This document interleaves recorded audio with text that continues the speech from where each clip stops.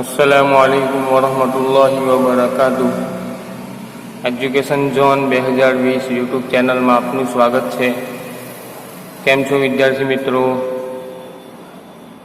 बे video बनाव्या केवा लाग्या? मजा आवे छे ने भणवानी? चालो आज आपणे एक नवा टॉपिकनी चर्चा करीए। अगाऊ आपणे बेसिक मैथमेटिक्स और बेसिक फिजिक्स ए बे विषयों पर चर्चा करी हती। आज आपणे रसायन विज्ञान एटले के केमिस्ट्री विषय पर चर्चा करीए। 9मा धोरणथी एम तो तमे 8मा धोरणथी 6ठा 7मा धोरणथी केमिस्ट्री ने लगता चेप्टरों अभ्यास करी आव्या छो।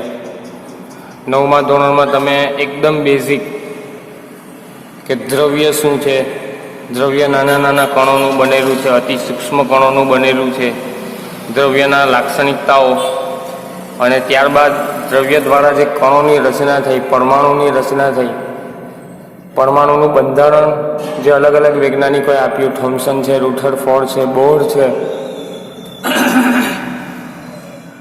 तो आ तमाम परमाणुना बंधारणनो अभ्यास तमे 9मा धोरणमां कर्यो। पछी 10मा धोरणमां आव्या तो आधुनिक आवृत्त कोष्टकनो अभ्यास अने अलग अलग रसायन विज्ञान अलग अलग चेप्टर्स जेवा के कार्बनिक संयोजनों है एनो तमे अभ्यास करी चूक्या। फरीथी आपणे एने रिवाइज करवानो प्रयत्न करीए के शुं भण्या, 9मा धोरणमां शुं भण्या, 10मा धोरणमां शुं भण्या, एने आपणी वात करीए। सौथी पहेला तो केमिस्ट्री शुं छे? केमिस्ट्री अंग्रेजी शब्द है अने एक व्यवहारिक शब्द तरीके केमिस्ट्री नाम विकसाववामां आवेलुं छे। केमिस्ट्री एटले के रसायन विज्ञान, रसायन एटले के केमिकल। केमिकल शुं छे के भाई एक पदार्थ होय, एक लिक्विड होय अथवा एक घन पदार्थ होय अथवा एक वायु पदार्थ होय, ए प्रक्रिया करे, कोईनी साथे भेगो थाय अने एक नवी निपज बनावे अथवा एक नवो पदार्थ बनावे। बे वस्तु, बे प्रक्रियाओ थाय अथवा बे वस्तु भेगी थाय અને નવી વસ્તુ બનાવે, તેના દ્વારા જે નવું વિજ્ઞાન વિકસાવવામાં આવે એનું નામ છે કેમિસ્ટ્રી।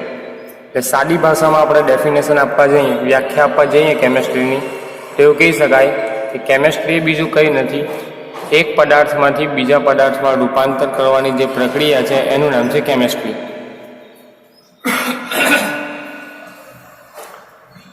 રોજિંદા જીવનમાં રસાયણ વિજ્ઞાન ડગલે ને પગલે આપણી સાથે સંકળાયેલું છે। તમે સવારમાં ઉઠો અને રાત્રે સૂઈ જાઓ ત્યાં સુધીની તમામ દિનચર્યામાં કેમિસ્ટ્રી તમારી સાથે છે। એ પછી ઉઠીને તમે તરત બ્રશ કરતા હોય તો એ બ્રશમાં રહેલા પીછા, બ્રશનું મટીરિયલ એ પણ એક કેમિકલ પદાર્થની આભારી છે, એ પોલિમર પદાર્થ। આપણે જે બ્રશ વાપરીએ છીએ પ્લાસ્ટિકનું હોય એ પોલિમર પદાર્થનું હોય, રબર ટાઈપ પોલિમર પદાર્થ હોય। બ્રશના પીછા હોય એ પણ પોલિમર પદાર્થના બનેલા હોય। ટૂથપેસ્ટનો ઉપયોગ કરીએ, ટૂથપેસ્ટ શું છે? કેમિકલ છે, બરાબર છે? તો સવારને ઉઠીને લઈને જ્યાં સુધી આપણે સૂઈ જઈએ ત્યાં સુધી ઘણા બધા વસ્તુઓ આપણે જે ઉપયોગ કરીએ છીએ તમામે તમામ વસ્તુઓ કંઈક ને કંઈક મટીરિયલમાંથી બનેલી હોય।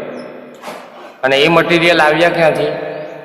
કે ભાઈ એનો સંશોધનો થયા, ખનિજ ખાણોમાંથી જુદા જુદા તત્વો શોધાયા અને એ તત્વોમાંથી જુદી જુદી વસ્તુઓ બનાવવામાં આવી।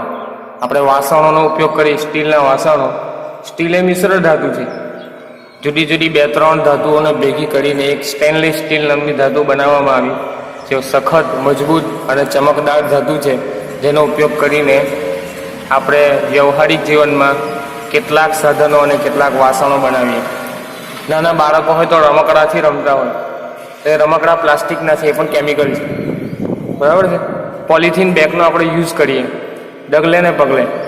બજારમાં સામાન લેવા જાઓ, નાની અમથી વસ્તુ લેવી હોય તો પણ આપણે દુકાનદાર પાસે પોલિથીનની બેગ માંગીએ। એ પોલિથીન શું છે? ઇથિનના સંયોજનોનું બહુલીકરણ, બરાબર? તો બહુલીકરણ કરીને જે પોલિમરાઇઝેશન પ્રક્રિયા કરીને જે સંયોજનો બને એને પોલિમર પદાર્થો કહેવામાં આવે। તો એવા પોલિમર કેટલાય પદાર્થો આપણે રોજિંદા જીવનમાં રોજ આપણે ઉપયોગ કરીએ છીએ, બરાબર છે? આપણે વિવિધ ક્ષેત્રોનો ખ્યાલ કરીએ કે આપણી આસપાસ કયું ક્ષેત્ર એવું છે કે જેમાં કેમિકલ નથી, તો તમારો જવાબ ના આવશે કે ના, કોઈ ક્ષેત્ર બાકી નહીં હોય કે જેમાં કેમિકલનો ઉપયોગ ના થતો હોય. હું તમારી સામે કેટલાક ક્ષેત્રોની ચર્ચા કરું. સૌથી પહેલાં તો હાલની પરિસ્થિતિને લઈને આપણે મેડિસિનની ચર્ચા કરીએ. કેમ કે કોરોના વાયરસ એક મહામારી તમામ આખી દુનિયામાં ફેલાયેલી છે. તો સૌથી મોટી આજની આપણી ફોકસની શાખા હોય તો મેડિસિન. તો મેડિસિન કોને આભારી છે? કેમિકલને આભારી છે. કોઈ પણ દવા બને એ દવા શામાંથી બને? કેમિકલ પદાર્થોમાંથી બને. બરાબર છે. આ મહામારીનો સામનો આપણે કેમ કરી રહ્યા છીએ? એનાથી આપણને છુટકારો કેમ નથી મળી રહ્યો? તો એની પાછળનું કારણ જ એ છે કે એને મહામારીને દૂર કરવા માટે જે યોગ્ય મેડિસિન અથવા યોગ્ય કેમિકલની જરૂરિયાત છે એવું કોઈ કેમિકલ અથવા એવો કોઈ પદાર્થ આપણી પાસે અસ્તિત્વમાં નથી કે જેના કારણે આપણે મેડિસિન બનાવી શકીએ, જેના કારણે આપણે કોઈક દવા બનાવી શકીએ કે જેના દ્વારા આપણે આ મહામારીને રોકી શકીએ. બરાબર છે. એવી કેટલી દવા છે. આપણે નામ હમણાં ઘણી વખત નામ સાંભળ્યું છે, હાઇડ્રોક્સી ક્લોરોક્વિન. તો હાઇડ્રોક્સી એ કેમિકલ સંયોજન છે. ક્લોરોક્વિન, બરાબર છે, ક્લોરીન.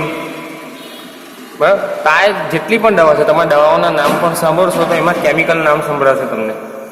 તો આ ઔષધ વિજ્ઞાન એ મેડિકલ સાયન્સ છે, એમાં પણ 50% ઉપર તમારું કેમિકલ સંકળાયેલું છે. મેડિકલ સાયન્સમાં પણ તમારું કેમિકલ સંકળાયેલું છે. ઔષધ વિજ્ઞાનમાં જુદી જુદી એન્ટીબાયોટિક દવા હોય, એન્ટી એલર્જીક દવા હોય, હોમિયોપેથિક દવાઓ હોય, એ દરેક દવાઓમાં તમારું કેમિકલ સંકળાયેલું. પછી સંરક્ષણ ક્ષેત્રે વાત કરીએ. હું એવા મોટા મોટા ક્ષેત્રોની વાત કરું કે જેમાં આપણને વિચાર આવે કે શું આમાં પણ કેમિકલ વપરાયું હશે. સંરક્ષણ ક્ષેત્ર, ડિફેન્સ મિનિસ્ટ્રી, બરાબર છે, કે જે ફોર્સ હોય આપણી આર્મી, એ લોકો કઈ રીતે કેમિકલનો ઉપયોગ કરે? તો એ લોકો દારૂ ગોળો બનાવે, અણુબોમ્બ બનાવે, પરમાણુ બોમ્બ બનાવે. એ શાના બનેલા છે? યુરેનિયમ જેવી ધાતુઓમાંથી પરમાણુ બોમ્બ બનાવવામાં આવે. યુરેનિયમ છે, થોડિયમ છે, પ્લુટોનિયમ છે, એવી જુદી જુદી આવર્ત કોષ્ટકની રેડિયો એક્ટિવ તત્વો છે, એનો ઉપયોગ કરીને આ દારૂ ગોળો, ફોસ્ફરસ દારૂ ગોળો તૈયાર. આપણે માચિસની દિવાસળીની વાત કરીએ. માચિસની દિવાસળીમાં કાળી મેસ જે ઉપર લાગેલી હોય એને આપણે સળગાવીએ, ફોસ્ફરસ છે. બરાબર છે. એવા જુદા જુદા સંયોજનો કે જેનો ઉપયોગ કરીને આપણે રોજિંદા જીવનમાં કેમિસ્ટ્રીનો અભ્યાસ કરી શકીએ. તો ડિફેન્સ મિનિસ્ટ્રીમાં પણ દારૂ ગોળો છે. મિસાઇલ, ફ્યુલના મિસાઇલમાંના ફ્યુલ, બળતણ કે રોકેટના બળતણ હોય. હાઇડ્રોજન બળતણનો ઉપયોગ તમે સાંભળ્યો છે કે રોકેટમાં હાઇડ્રોજન બળતણનો ઉપયોગ થાય. તો હાઇડ્રોજન શું છે? કેમિકલ.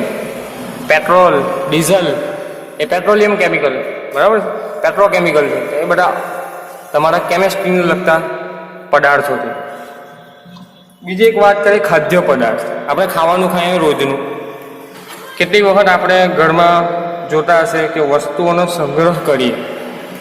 ઘઉંમાં ઘઉં ભરવાના હોય, ઘઉંમાં તો આપણે મોટા પીપળામાં કે મોટા વાસણમાં આપણે ઘઉંને ભરીએ છીએ.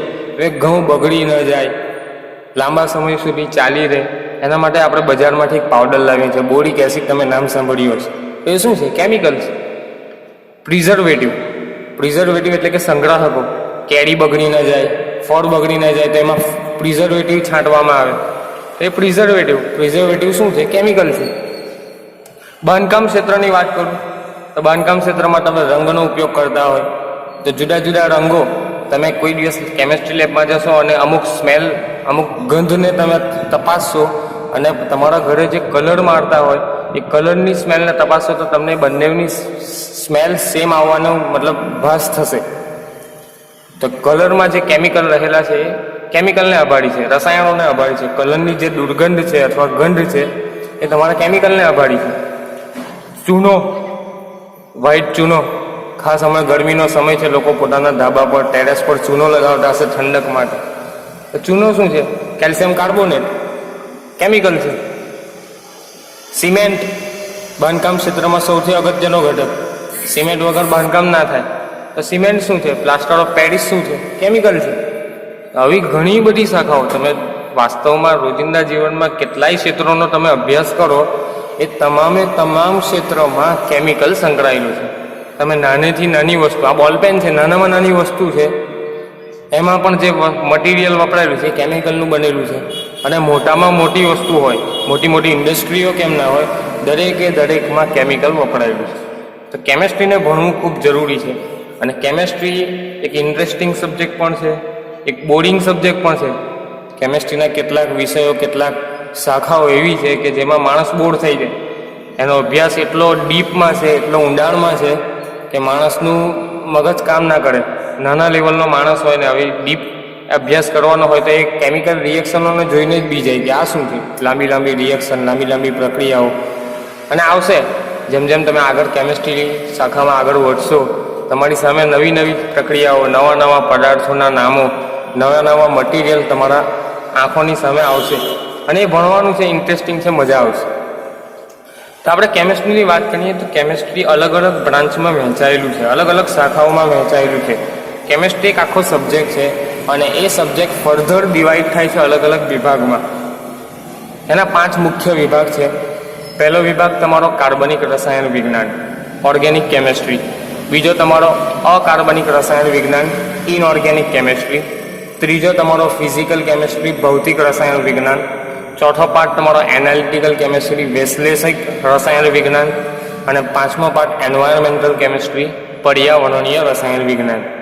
એટલે આ 5 ભાગમાં તમારું કેમિકલ સાયન્સ અથવા કેમેસ્ટ્રી વિકસાયેલું છે, વહેંચાયેલું છે. આ જુદા પાર્ટના જુદા ચેપ્ટરો તમારે અલગ ધોરણોમાં ભણવાના આવશે. ઓર્ગેનિકના ચેપ્ટરો કંઈક જુદા હશે, ઇનઓર્ગેનિકના ચેપ્ટરો જુદા હશે.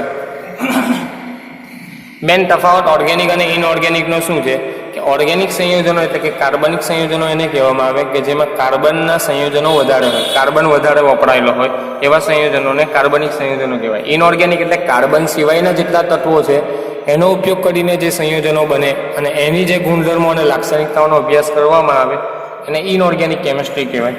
ફિઝિકલ કેમેસ્ટ્રીમાં પ્રક્રિયા થાય છે, એ પ્રક્રિયા પૂરેપૂરી થશે, અડધી થશે, એના તાપમાનમાં વધારો થશે કે નહીં થાય, દબાણની જરૂર થશે કે નહીં, નિપજ કેવી મળશે, પ્રક્રિયાનો વેગ કેવો હશે, બરાબર, પ્રક્રિયામાં સાંદ્રતામાં શું ફેરફાર થશે, પ્રક્રિયકોની સાંદ્રતામાં, નિપજોની સાંદ્રતામાં શું ફેરફાર થશે. આ બધો જે અભ્યાસ છે ફિઝિક્સ, કેમેસ્ટ્રીમાં રહેલું જે ફિઝિક્સ છે એનો અભ્યાસ એને કહેવાય ભૌતિક રસાયણ વિજ્ઞાન. પછી વિશ્લેષિક કેમેસ્ટ્રી, એનાલિટિકલ કેમેસ્ટ્રી. તમે લેબોરેટરીમાં જતા હશો, બ્લડ ટેસ્ટ માટે જાઓ, યુરિન ટેસ્ટ માટે જાઓ, એ બ્લડ ટેસ્ટ કરે એ શું છે, એનાલિસિસ છે કે તમારા બ્લડનું એનાલિસિસ કરીને તેમાં રહેલા કેમિકલોની ઓળખ મેળવે કે એમાં કયા પદાર્થો રહેલા છે, હિમોગ્લોબિન રહેલું છે કે નહીં, પ્રોટીન કેટલા પ્રમાણમાં છે. આ બધો જે અભ્યાસ છે એને કહેવાય એનાલિટિકલ કેમેસ્ટ્રી. અને બીજું આપણા આસપાસનું વાતાવરણ, કે વાતાવરણમાં રહેલું કેમેસ્ટ્રી શું છે એનો અભ્યાસ છે એ પર્યાવરણીય રસાયણ વિજ્ઞાન. બરાબર છે. આ જુદી શાખાઓ તમારી કેમેસ્ટ્રીમાં સંકળાયેલી છે. હવે આપણે એકદમ બેઝિકથી વાત કરીએ કે ધોરણ 9 અને 10માં તમે શું ભણીને આવ્યા. તો આજનો આપણો ટોપિક છે તત્વ, સંયોજન, ધન આયન, ઋણ આયન અને અણુસૂત્ર, સમીકરણો. તો આપણે વાત કરીએ, આપણે જાણીએ છીએ તે મુજબ દુનિયામાં ઘણા તત્વો શોધાયા. સૌ પ્રથમ તમે 10મા ધોરણમાં ભણીને આવ્યા છો કે 63 તત્વોની શોધ થઈ. ત્યારબાદ ધીમે એને સ્થાન મળ્યું આવર્ત કોષ્ટકમાં. મેન્ડેલિફે વ્યવસ્થિત રીતે આવર્ત કોષ્ટકમાં એને ગોઠવ્યા. ત્યારબાદ નવા તત્વોની જગ્યા ખાલી હતી ત્યાં નવા તત્વોને મૂક્યા. એવું બધું તમે 9મા ધોરણમાં 10મા ધોરણમાં ભણીને આવ્યા કે આવર્ત કોષ્ટકની સ્થાનની પૂર્તિ કેવી રીતે થઈ, રેડિયો એક્ટિવ તત્વો કેવી રીતે શોધાયા અને ક્યાં મૂકવામાં આવ્યા, એક્ટિનાઇઝ શ્રેણીમાં કયા તત્વો આવ્યા, લેન્થેનાઇઝ શ્રેણીમાં કયા તત્વો આવ્યા, કયા સમૂહના તત્વોને કઈ બાજુ મૂકવામાં આવ્યા, ધાતુ તત્વોને કયા તરફ મૂકવામાં આવ્યા, અધાતુ તત્વોને કઈ તરફ મૂકવામાં આવ્યા, નિષ્ક્રિય વાયુને કઈ દિશામાં મૂકવામાં આવ્યા. આ બધું આવર્ત કોષ્ટકમાં તમે ભણીને આવ્યા. એની આપણે ચર્ચા કરીશું ફર્ધર. આજે આપણે વાત કરીએ તત્વો શું છે કે જે ખનિજ હોય, તમારી ખનિજ ખાણ હોય, કેમિકલની ખાણ હોય, એમાંથી જુદા તત્વો, જુદી વસ્તુઓ મળી આવી, એનું નિસ્યંદન થયું, મતલબ પ્રોસેસિંગ થયું, અને પ્રોસેસિંગ થઈને જુદી વસ્તુઓ છૂટી પડી અને એમાંથી અમુક તત્વો મળી આવ્યા જેને અલગ નામ આપવામાં આવ્યું. જેવી રીતે કે હાઇડ્રોજન છે, ઓક્સિજન છે, ક્લોરીન છે, લિથિયમ છે, સોડિયમ છે, બરાબર છે. આ બધી ધાતુ તત્વો જે ખનિજ સ્વરૂપે હતી એમાંથી છૂટી પાડીને તત્વ સ્વરૂપે આપણને જોવા મળી. બરાબર છે. બીજું એક છે આયન. આયન અને તત્વોમાં ફરક છે. બંને વસ્તુઓ એક જ પદાર્થની હોય પણ બંનેમાં ફરક છે. તત્વ એ શું છે? તટસ્થ પરમાણુ છે. તત્વ શું છે? તટસ્થ પરમાણુ, એટલે કે જેમાં ઇલેક્ટ્રોન અને પ્રોટોનની સંખ્યા સમાન હોય, એ વીજભારની દ્રષ્ટિએ તટસ્થ હોય. જેટલા ઇલેક્ટ્રોન જેમાં છે એટલા જ પ્રોટોન તેમાં રહેલા હોય, એટલે બેલેન્સ છે. તત્વ કેવી વસ્તુ છે? બેલેન્સ છે. અને બેલેન્સ વસ્તુ હોવાને કારણે એ પ્રક્રિયા કરવા માટે સક્ષમ વસ્તુ છે. તત્વ શું છે? પ્રક્રિયા કરવા માટે સક્ષમ છે. એટલે કે કોઈક સંયોજન એની સામે આવે, એના વિરુદ્ધ વીજભાર ધરાવતું કોઈ સંયોજન એની સામે આવે તો એ તરત પ્રક્રિયા કરી લે. તમે સોડિયમ ધાતુનો અનુભવ કર્યો હશે. લેબોરેટરીમાં જ્યારે સોડિયમ ધાતુના ટુકડાને પાણી પર મૂકો અથવા પાણીમાં મૂકો તો ભડકા થાય, ચિંગારી ઉડે, આગ જેવું લાગે, બરાબર છે. એ સોડિયમ શું છે? ધાતુ તત્વ છે. ધાતુ તત્વો અને જે પ્રથમ સમૂહના આલ્કલી ધાતુ તત્વો છે, તમામ તત્વોની ખાસિયત છે એ પાણી સાથે તરત પ્રક્રિયા કરી લે. એટલે તત્વોની ખાસિયત શું? કે રાસાયણિક રીતે સક્રિય હોય. તત્વો શું હોય? રાસાયણિક રીતે સક્રિય હોય અને વીજભારની દ્રષ્ટિએ કેવા હોય? તટસ્થ હોય. હવે આયનની વાત કરું. આયન કોને કહેવાય?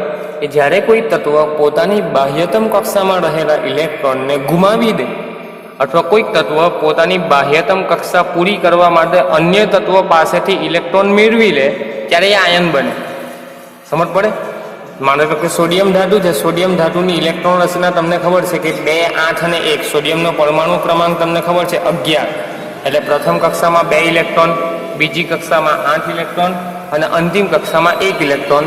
આ રીતે એનું અષ્ટક પૂર્ણ થઈને 11 ઇલેક્ટ્રોન ગોઠવાયેલા હોય એના પરમાણુની આસપાસ. એટલે કે બાહ્યતમ કક્ષા જે છેલ્લી કક્ષા છે તેમાં 1 ઇલેક્ટ્રોન છે. હવે આયન બનવાનો પ્રયત્ન કરે કેવી રીતે? જ્યારે એની કોઈ વસ્તુ સાથે પ્રક્રિયા થાય એટલે પોતાની બાહ્યતમ કક્ષામાં રહેલો અંતિમ ઇલેક્ટ્રોન છે, જે લાસ્ટ ઇલેક્ટ્રોન છે, એ ગુમાવી દેશે. એટલે ઇલેક્ટ્રોનની સંખ્યા પ્રોટોનની સંખ્યા કરતાં 1 ઓછી થઈ ગઈ. એટલે એ ધન આયન બનવાનો પ્રયત્ન કરે. કેવા આયન બનવાનો પ્રયત્ન કરે? ધન આયન. એટલે આપણે સોડિયમ પ્લસ આયન તરીકે લખીએ છીએ. તો આયન અને તત્વમાં ફરક છે. આયન જ્યારે બની જાય, ઇલેક્ટ્રોન પોતાનો ગુમાવી દે પછી તે રાસાયણિક પ્રક્રિયા કરવા માટે સક્ષમ રહેતો નથી. એ રાસાયણિક પ્રક્રિયા કરવા માટે સક્રિય રહેતો નથી. મેં તમને શું કીધું? તત્વ રાસાયણિક પ્રક્રિયા કરી શકે કેમ કે વીજભારની દ્રષ્ટિએ તટસ્થ છે. એટલે બાહ્યતમ કક્ષાની ઇલેક્ટ્રોન રચનામાં બાહ્યતમ કક્ષામાં જે ઇલેક્ટ્રોન રહેલા હોય એ ગુમાવવાનો પ્રયત્ન કરે, અથવા બાહ્યતમ કક્ષામાં ઇલેક્ટ્રોનની ઉણપ હોય તો ઇલેક્ટ્રોન મેળવવાનો પ્રયત્ન કરે તત્વ, એટલે રાસાયણિક રીતે સક્રિય. જ્યારે આયન રાસાયણિક રીતે સક્રિય નથી, એ ઇલેક્ટ્રોન ગુમાવવાનો કે ઇલેક્ટ્રોન મેળવવાનું વલણ ધરાવતો નથી અને વીજભાર તેમાં હાજર હોય. એટલે કે જે વસ્તુની સક્રિયતા વધારે હોય, ધારો કે ઇલેક્ટ્રોન ગુમાવી દે તો ધન આયનની સક્રિયતા વધી જાય, ધન આયનની મતલબ સ્ટ્રેન્થ વધી જાય એટલે ધન વીજભાર બને. અને જો ઇલેક્ટ્રોન મેળવે, ઇલેક્ટ્રોન વધી ગયો એટલે ઋણ આયન બને. બરાબર છે? તો આ પ્રકારની તમે અભ્યાસ કરીને આવ્યા છો. તો સિમ્પલ વસ્તુ, ધન આયન ક્યારે બને? કે કોઈક તત્વ ઇલેક્ટ્રોન ગુમાવે તો એ ધન આયન કહેવાય, કોઈ તત્વ ઇલેક્ટ્રોન મેળવે તો એ ઋણ આયન છે એમ કહેવાય. એક ઉદાહરણ આપું. ધારો કે સોડિયમ સોલિડ છે, એ પોતાનો 1 ઇલેક્ટ્રોન બાહ્યતમ કક્ષાનો ગુમાવી દે તો Na+ આયન બની જાય, ધન આયન. બરાબર છે? એ જ રીતે ધારો કે ક્લોરીન છે, ક્લોરીન ગેસ, એ ઇલેક્ટ્રોન મેળવી લે. ક્લોરીનની પરમાણુ ક્રમાંક તમને જણાવું તો 2, 8 અને 7. બરાબર છે? ક્લોરીનનો પરમાણુ ક્રમાંક છે 17 ક્લોરીન. બરાબર છે? ક્લોરીનનો પરમાણુ ક્રમાંક છે 17. એટલે એની ટોટલ કક્ષામાં 17 ઇલેક્ટ્રોન હોવા જોઈએ. હવે 17 ઇલેક્ટ્રોનની વહેંચણી કેવી રીતે થયેલી? પહેલી કક્ષામાં 2, બીજી કક્ષામાં 8 અને ત્રીજી કક્ષામાં 7. કોઈ પણ તત્વ હોય અથવા કોઈ પણ ધાતુ હોય અથવા કોઈ પણ પદાર્થ હોય, પોતાની બાહ્યતમ કક્ષાનું અષ્ટક પૂર્ણ કરવાનો ટ્રાય કરે એવું તમે 9મા ધોરણમાં ભણીને આવ્યા. અષ્ટક એટલે શું? પોતાની બાહ્યતમ કક્ષાના ઇલેક્ટ્રોન આપીને 8 પૂરા કરે અથવા ઇલેક્ટ્રોન મેળવીને 8નો આંકડો પૂરો કરે. હવે 7 છે, અંતિમ કક્ષામાં 7 ઇલેક્ટ્રોન છે, એટલે કે એને 1 ઇલેક્ટ્રોનની જરૂર છે. 1 ઇલેક્ટ્રોન જો એ કોઈની પાસેથી મેળવી લે તો એ પોતાનું અષ્ટક એટલે 8રો પૂરો કરે. 8 ઇલેક્ટ્રોન પૂરો કરે એટલે સ્થાયી થવાનો પ્રયત્ન કરે. એટલે શું કરશે? ઇલેક્ટ્રોન કોઈની પાસેથી મેળવી લેશે અને Cl- આયન બની જશે. બરાબર છે? ઋણ આયન બનશે. તો તત્વ ઇલેક્ટ્રોન ગુમાવે તો ધન આયન, તત્વ ઇલેક્ટ્રોન મેળવે તો ઋણ આયન. હવે મોટાભાગની આવર્ત કોષ્ટકની જે ધાતુ તત્વો છે, એ ધાતુ તત્વો ઇલેક્ટ્રોન ગુમાવવાનું વર્ણન ધરાવે. એટલા માટે ઇલેક્ટ્રોન ગુમાવવાનું કે ધાતુ તત્વોમાં મોટા ભાગે બાહ્યતમ કક્ષામાં ધાતુ તત્વોમાં મોટા ભાગે 1 ઇલેક્ટ્રોન, 2 ઇલેક્ટ્રોન, 3 ઇલેક્ટ્રોન અથવા 4 ઇલેક્ટ્રોન રહેલા હોય. ધાતુ તત્વોમાં કેટલા ઇલેક્ટ્રોન હોય? બાહ્યતમ કક્ષામાં 1 હોય, 2 હોય, 3 હોય અથવા 4 હોય. અને મોટાભાગની અધાતુ તત્વોની બાહ્યતમ કક્ષામાં મોટે ભાગે 6 ઇલેક્ટ્રોન 7 ઇલેક્ટ્રોન કે 8 ઇલેક્ટ્રોન રહેલા હોય. 5 ઇલેક્ટ્રોન 6 ઇલેક્ટ્રોન 7 ઇલેક્ટ્રોન કે 8 ઇલેક્ટ્રોન રહેલા હોય. બરાબર છે. એટલે કે જેની બાહ્યતમ કક્ષામાં 5 6 7 કે 8 ઇલેક્ટ્રોન રહેલા હોય તેવા તત્વો, એવા વસ્તુઓ ઇલેક્ટ્રોન મેળવવાનો પ્રયત્ન કરે, અને જેની બાહ્યતમ કક્ષામાં 1 2 3 4 જેવા ઇલેક્ટ્રોન રહેલા હોય એ ઇલેક્ટ્રોન ગુમાવવાનો પ્રયત્ન કરીને અષ્ટક પૂર્ણ કરવાની ટ્રાય કરે અને ધન આયન બને. બરાબર છે. પરમાણુનું બંધારણ તમે ભણીને આવ્યા કે પરમાણુ કેવી રીતે વહેંચાયેલો છે, એનું બંધારણ શું છે. તો તમે ખબર છે કે પરમાણુ એ અવપરમાણુય કણોનો બનેલો છે. જુદા જુદા અવપરમાણુય કણો, એને આપણે અલગ અલગ નામ પણ આપેલું. ધીમે ધીમે શોધ થઈ તેમ નામ આપતા ગયા. થોમ્સન, રુથરફોર્ડ અને બોર્ડે જુદા જુદા પ્રયોગો કરીને જે નમૂના આપેલા અને જુદા જુદા કણોના નામ આપેલા. એમાં સૌથી પહેલો કણ તમારો પ્રોટોન, બીજો કણ તમારો જે આસપાસ ફરે છે એને ઇલેક્ટ્રોન નામ આપેલું. કેન્દ્રમાં ન્યુક્લિયસમાં એક ન્યુટ્રોન નામનો તટસ્થ કણ પણ રહેલો છે, એવું પણ નામ આપેલું. બરાબર છે. એટલે પરમાણુ મૂળભૂત રીતે 3 અવપરમાણુય કણોનો બનેલો છે. એક પ્રોટોન, એક ઇલેક્ટ્રોન અને એક ન્યુટ્રોન. પ્રોટોન પરના વીજભારને ધન વીજભાર તરીકે સ્વીકારવામાં આવેલો, ઇલેક્ટ્રોન પરના વીજભારને ઋણ વીજભાર તરીકે સ્વીકારવામાં આવેલો. બીજું એવું પણ કીધેલું કે પરમાણુમાં રહેલા ઇલેક્ટ્રોન અને પ્રોટોનની સંખ્યા હંમેશા સમાન હોય. ન્યુટ્રોન વીજભારની દ્રષ્ટિએ તટસ્થ હોય. પરમાણુમાં રહેલા પ્રોટોન અને ન્યુટ્રોન ન્યુક્લિયસમાં એટલે કે કેન્દ્રમાં જકડાઈને રહેલા હોય. પ્રબળ ન્યુક્લિયર આકર્ષણ બળને કારણે જકડાયેલા હોય. અને ઇલેક્ટ્રોન આકર્ષણ બળ અનુભવીને પોતાની બાહ્યતમ કક્ષાઓમાં સ્થિર રીતે ગતિ કરતા હોય. આવું તમે પરમાણુના બંધારણમાં ભણીને આવ્યા. બરાબર છે. હવે આપણે વાત કરીએ ઇલેક્ટ્રોન રચનાની.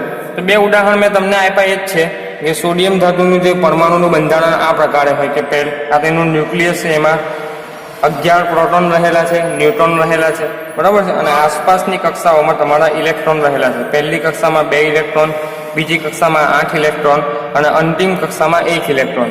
હવે શું કરશે સોડિયમ ધાતુ? તત્વ છે, તત્વોમાંથી આયન બનવાનો પ્રયત્ન કરશે. આયન બનવા માટે શું કરશે? પોતાની બાહ્યતમ કક્ષાનો 1 ઇલેક્ટ્રોન છે તે ગુમાવવાનો પ્રયત્ન કરશે અને આયન બની જશે. બરાબર છે.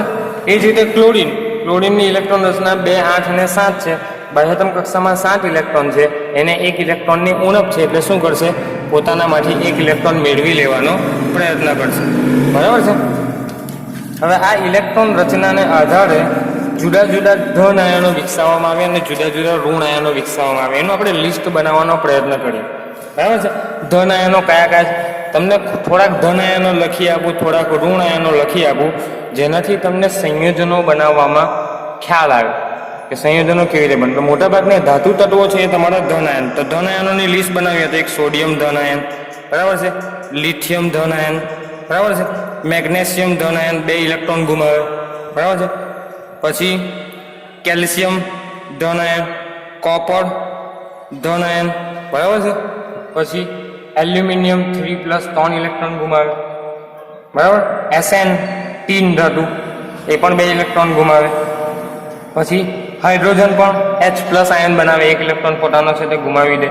પછી હિલિયમ He2+, હિલિયમ પણ 2 ઇલેક્ટ્રોન ગુમાવી શકે. બેરિલિયમ એ પણ 2 ઇલેક્ટ્રોન ગુમાવે બાહ્યતમ કક્ષાના. પછી NH4+, આ એક આયન છે તમારો બહુપરમાણુય આયન છે. કેવો છે? બહુપરમાણુય આયન. કેમ બહુપરમાણુય? તો એમાં એક કરતાં વધારે પરમાણુ છે, નાઇટ્રોજન પણ છે અને હાઇડ્રોજન છે, એનું સંયોજન એક આયન બનાવે છે, ધન આયન બનાવે. એને કહેવાય બહુપરમાણુય આયન અને એનું નામ છે એમોનિયમ આયન. કયો આયન? Ammonium ion. બરાબર છે. આ જુદા જુદા તમારા ધન આયનો છે. બરાબર. એ જ રીતે ધારો કે તમે ઋણ આયનોનું લિસ્ટ બનાવો તો chlorine, fluorine, bromine, iodine, hydroxy, આ પણ બહુપરમાણુય ઋણ આયન અને નામ છે હાઇડ્રોક્સી. શું નામ છે? હાઇડ્રોક્સી ઋણ આયન. બરાબર છે. પછી ફોસ્ફેટ PO4 બરાબર છે, ફોસ્ફેટ આયન, આ પણ તમારો ઋણ આયન છે. બરાબર છે. પછી sulphate SO4 ion, sulphate ion. બરાબર છે. પછી એક આયન આવે SO3 સલ્ફાઇટ. બરાબર છે. પછી સલ્ફાઇટ, બીજો એક આયન આવે S2-, એનું નામ છે સલ્ફાઇડ. આ બધું તમે ભણીને આવ્યા છો. ક્યારે સલ્ફેટ વાપરવામાં આવે, ક્યારે સલ્ફાઇડ વાપરવામાં આવે, ક્યારે સલ્ફાઇડ વાપરવામાં આવે. ફરીથી એકવાર રિપીટ કરી દઉં ક્યારે એવું વાપરવામાં આવે. 3 આયન છે જો, SO4-, SO3-, અને S2-. બરાબર, 3 સલ્ફરના જ આયનો છે, પણ નામ અલગ અલગ છે. નામ અલગ આપવાનું કારણ શું? તો યાદ રાખવાની ટ્રીક એવી છે કે જ્યારે ઓક્સિજન વધારે હોય સલ્ફર સાથે જોડાયેલા અથવા કોઈ પણ પરમાણુ સાથે જોડાયેલા ઓક્સિજનની સંખ્યા વધારે હોય, ઓક્સિજનની સંખ્યા વધુ હોય તો તમારે પ્રત્યય કયો લગાવવાનો? 8. કયો પ્રત્યય લગાવવાનો? 8. અને જો પરમાણુમાં ઓક્સિજનની સંખ્યા તમારી મીડિયમ હોય, ઓક્સિજનની સંખ્યા કેવી હોય? મીડિયમ અથવા મધ્યમ વચ્ચેની સંખ્યા હોય તો તમારે આ ઈટ પ્રત્યય લગાવવાનો. કયો પ્રત્યય લગાવવાનો? આ ઈટ. અને 0, એક પણ ઓક્સિજન ના હોય, એક પણ ઓક્સિજન ન હોય ત્યારે તમારો પ્રત્યય લાગે આ ઈડ. બરાબર છે. હવે અહીંયા જોજો, સલ્ફર સાથે 4 ઓક્સિજન છે, એટલે અહીંયા સલ્ફર સાથે 3 ઓક્સિજન છે, અહીંયા સલ્ફર સાથે એક પણ ઓક્સિજન નથી. 3 વધુ ઓક્સિજન કોની સાથે છે? આની સાથે છે. બરાબર છે. તો એનું નામ શું આપ્યું? સલ્ફેટ. 8 પ્રત્યય લાગ્યા. બરાબર છે. અહીંયા 3 ઓક્સિજન, આ અને આની વચ્ચેના 3 ઓક્સિજન છે. અહીંયા 4 છે, અહીંયા 0 છે. 4 અને 0 વચ્ચે 3 ઓક્સિજન. એના માટે પ્રત્યય કયો લાગ્યો? આ ઈટ, સલ્ફાઇટ. બરાબર છે. અહીંયા એક પણ ઓક્સિજન નથી, એના માટે કયો પ્રત્યય લાગ્યો? સલ્ફાઇડ. બરાબર છે. એ જ રીતે બીજું એક ઉદાહરણ આપો. ધારો કે NO3-1. બરાબર છે. બીજું NO2-1 અને N3-. આ 3 આયન છે તમારી પાસે. તો આના માટે શું વપરાશે? વધારે ઓક્સિજન છે તો નાઇટ્રેટ. કયા આયન વપરાશે? 8 પ્રત્યય લાગશે, નાઇટ્રેટ. આના માટે કયો પ્રત્યય લાગશે? નાઇટ્રાઇટ. બરાબર છે. આની માટે કયો પ્રત્યય લાગશે? એક પણ ઓક્સિજન નથી તો નાઇટ્રાઇડ. બરાબર છે. આ રીતે તમે જુદા જુદા નામકરણ પણ ભણીને આવેલા છો. આ ધન આયનો અને આ ઋણ આયનો, એનું તમે કોમ્બિનેશન કરો, એકબીજાને ભેગા કરો, સંયોજકતાની સાથે ભેગા કરો તો તમને જુદા જુદા વિવિધ પ્રકારના સંયોજનો જોવા મળે. બરાબર છે. 2-4 સંયોજનોના આપણે ઉદાહરણ લઈશું, કેવી રીતે અણુસૂત્રો બને અને કેવી રીતે સંયોજન બનાવવામાં આવે. માની લો કે મારી પાસે અહીંયા H+ આયન છે. બરાબર છે. અને અહીંયા Cl- આયન છે. તો સિમ્પલ શું કરવાનું? H અને Cl નો ઉપયોગ કરીને તમારે સંયોજન બનાવવું હોય તો બંનેની સંયોજકતા નીચે લખી દેવાની, અથવા બંનેના આયનનો વીજભાર છે અહીંયા લખી દેવાનો. આનો વીજભાર કેટલો છે? +1. આનો વીજભાર કેટલો છે? -1. બરાબર છે. પછી સિમ્પલ ક્રોસ ગુણાકાર કરવાનો, આનો આની સાથે, આનો આની સાથે. બરાબર છે. આ જે મૂલ્ય છે, આ આંકડો છે તે અહીંયા ગુણવાનો, આ આંકડો અહીંયા ગુણવાનો. એક H સાથે ગુણાય એટલે H, એક Cl સાથે ગુણાય એટલે Cl. તમારું સંયોજન બની ગયું HCl અથવા હાઇડ્રોક્લોરિક એસિડ. બરાબર છે. આ એક માટે વાત. ધારો કે એક તમારું સંયોજન છે કેલ્શિયમ. કેલ્શિયમ આયન છે 2+, કેલ્શિયમના 2+ સંયોજકતા છે. બરાબર છે. બીજું છે તમારું OH- હાઇડ્રોક્સાઇડ આયન. હવે આની સંયોજકતા કેટલી? +2. હાઇડ્રોક્સાઇડ આયનની સંયોજકતા કેટલી? -1. બેલેન્સ કરવું છે, બંનેનું સંયોજન બનાવવું છે તો આ વસ્તુ અહીંયા ગુણાઈ જાય અને આ વસ્તુ અહીંયા ગુણાઈ જશે. બરાબર છે. સંયોજન શું બનશે? એક કેલ્શિયમના કેટલા અણુ લેવાના? 1 અણુ. બરાબર છે. એટલે 1 અણુ કેલ્શિયમનો. અને હાઇડ્રોક્સી આયનના કેટલા અણુ લેવાના? 2 અણુ. તો OH- ના 2 અણુ. આ તમારું સંયોજન શું બન્યું? CaOH twice. તમને ખબર છે 9મા ધોરણમાં ભણીને આવ્યા, જ્યારે પણ બહુપરમાણુય આયન હોય, કેવો? બહુપરમાણુય, એટલે કે OH- છે. બરાબર છે. PO4- છે, પછી SO4-2- છે, SO3-2- છે. આ જેટલા પણ બહુપરમાણુય આયન હોય એનો જે સહગુણક છે એ કાઉન્સની નીચે લખવામાં આવે. બરાબર છે. આ સહગુણક જેટલા સંયોજનો વડે ગુણવાના હોય એને આપણે કાઉન્સમાં લખીને નીચે લખીએ. અહીંયા જો હું તમને બીજું એક ઉદાહરણ આપું. એલ્યુમિનિયમ. એલ્યુમિનિયમની સંયોજકતા 3+. બરાબર. ઓક્સિજનની સંયોજકતા 2-, ઓક્સાઇડ આયન. બરાબર છે. હવે અહીંયા આની +3 અને 2- ક્રોસ ગુણાકાર કરીએ આપણે. બરાબર છે. તો આને 2 વડે ગુણવાના એટલે એલ્યુમિનિયમ 2 વખત લેવાના. બરાબર છે. અને ઓક્સિજનને તમારે 3 વખત લેવાના. સમજ પડી? એટલે Al2O3 નામનું સંયોજન તમને મળે, એલ્યુમિનિયમ ઓક્સાઇડ. તો સાદું સંયોજન હોય, સિંગલ સંયોજન હોય, એક પરમાણુય આયન હોય તો તમે સફિક્સમાં આ રીતે લખો છો અથવા આગળ ગુણો છો, સહગુણક તરીકે ગુણો છો, બરાબર છે. જ્યારે બહુ પરમાણુય આયન હોય તો તમારે કાઉન્સ કમ્પલસરી લખવાનો અને આખા આયનને બહાર 2 લખવાના, એવું તમે ભણીને આવ્યા, બરાબર છે.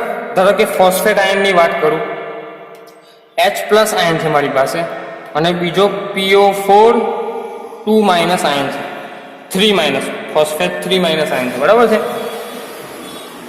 હવે આની સંયોજકતા તમારી +1, આની સંયોજકતા -3. ક્રોસ ગુણાકાર કરીએ, સંયોજન બનાવવાનો પ્રયત્ન કરીએ તો શું બનશે? 3 અહીંયા ગુણાશે એટલે હાઇડ્રોજનના 3 અણુ લેવા પડે અને ફોસ્ફેટનો 1 અણુ, બરાબર છે. તો સંયોજન શું બનશે? H3PO4, બરાબર છે. હાઇડ્રોફોસ્ફોરિક એસિડ એવું પણ કહી શકાય. ક્રોસ ગુણાકાર કરો એટલે તમને સંયોજનો મળે. તો આ રીતે તમે જુદા જુદા અસંખ્ય સંયોજનો બનાવી શકો છો. હું તમને એક હોમવર્ક આપું, બરાબર છે. મેં જુદા જુદા ધન આયન અને જુદા જુદા ઋણ આયનનું લિસ્ટ તમને આપેલું છે, બરાબર છે. આ લિસ્ટ છે તમારી પાસે. આમાં જુદા જુદા આયનો હજુ ઉમેરી શકો. ધારો કે આમાં ઓક્સાઇડ આયન પણ તમે ઉમેરી શકો, બરાબર છે. મેં લખ્યો તે પ્રમાણે. તો આ જુદા જુદા આયનો અને આ તરફના જુદા જુદા આયનો એ બેને ભેગા કરીને ઓછામાં ઓછા 20 સંયોજનો લખીને મને સબમિટ કરજો. જે મેં તમને ઉદાહરણ આપ્યા તે સિવાયના 20 સંયોજનો તમારે બનાવીને મને હોમવર્ક તરીકે સેન્ડ કરવાના છે. ઓકે? કોઈ એકબીજાને પૂછે નહીં, દરેક જણ પોતાની રીતે 10 સંયોજનો અથવા 20 સંયોજનો બનાવીને મને વોટ્સઅપ કરે. ઓકે? નેક્સ્ટ વિડીયોમાં આપણે આગળની ચર્ચા કરીશું, આવર્ત કોષ્ટકનો પરિચય આપણે મેળવીશું. Thank you.